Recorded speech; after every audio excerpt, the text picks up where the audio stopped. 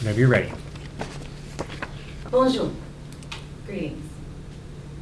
Salutations du Paris. Greetings from Paris. Accueilli à vue du Louvre. Welcome to the Louvre. The Louvre has a very special look to it, which makes it very easily recognizable to different people and different cultures around the world. It's pretty difficult to try to find somebody who, at least one day, doesn't want to travel to Paris or at least see the things that Paris has to offer. I mean, come on guys, it's Paris. And anyone, no matter their interests, can find something beautiful and fascinating to look at while exploring the Louvre. It's a very popular tourist destination located in Paris. Whether you're interested in Egyptian art, Greek and Roman mythology, sculptures, or just want to see the famous paintings, you can find something to look at while you're at the Louvre. I've traveled to Paris multiple times, and I always set aside a little bit of time to be able to go to the Louvre. And I've also read many books on the museum itself. The Louvre has served as many different functions throughout its history, and exists today as a museum which houses many different types of art.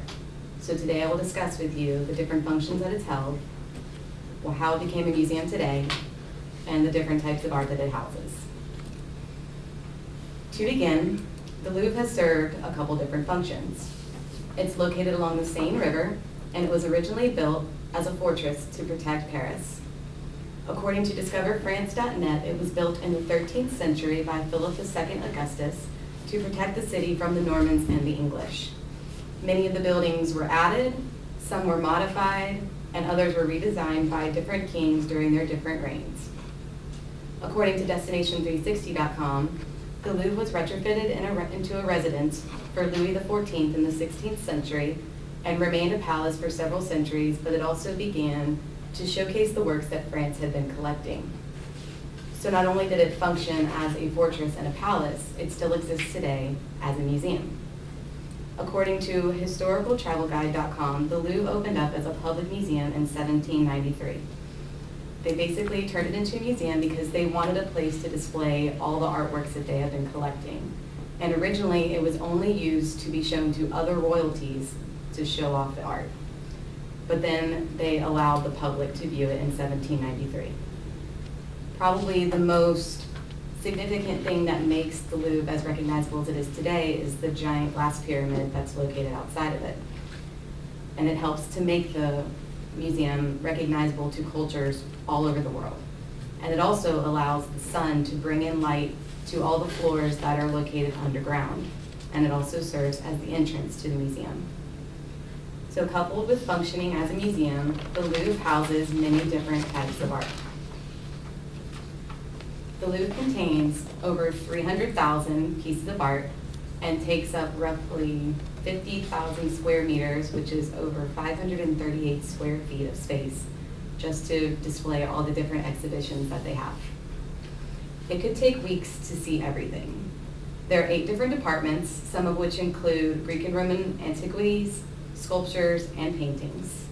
And when I went to Paris for the first time, the tour guide actually told us to pick just one of the departments that we wanted to see because there's just not a lot of time to see everything that's there. And so that's why whenever I go, you always make a special time to be able to go to the Louvre because there's always something worth seeing. The Louvre is also home to many famous paintings and sculptures. If you like Greek and Roman mythology, 2 popular sculptures that they have are the Venus de Milo and the Winged Victory of Samothrace. And of course, the Louvre is also popular to housing the well-known painting by Leonardo da Vinci, the Mona Lisa. So despite the different functions the Louvre has held, it continues to be an important part of the French culture. In essence, the Louvre is a very popular tourist destination in Paris, France. It is easily identifiable, and it once served as a fortress. Today it serves as a museum that houses thousands of pieces of art. And anyone, no matter their interests, can find something beautiful and fascinating to look at while exploring the Louvre. What will you find?